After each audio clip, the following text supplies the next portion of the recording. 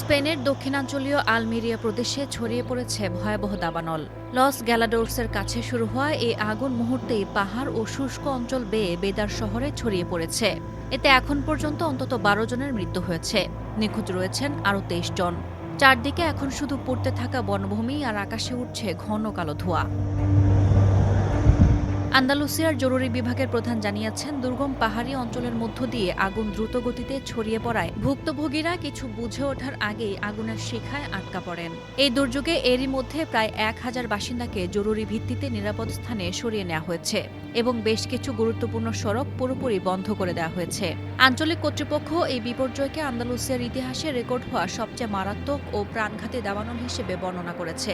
প্রত্যক্ষদর্শীদের মতে, একটি বিদ্যুতের তার ছিঁড়ে শুষ্ক গাছে পড়ার কারণে এই আগুনের সূত্রপাত হতে পারে, তবে প্রশাসন এখনও নিশ্চিত কারণ জানায়নি।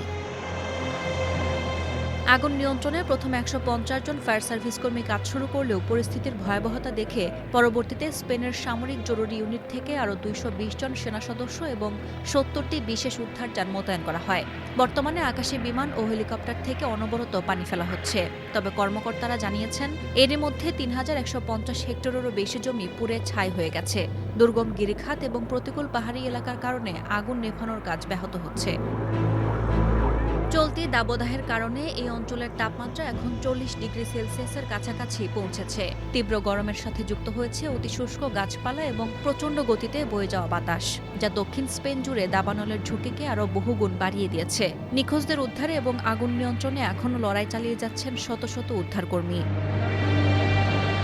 সাদিয়া ইয়াসমিন, প্রথম আলো।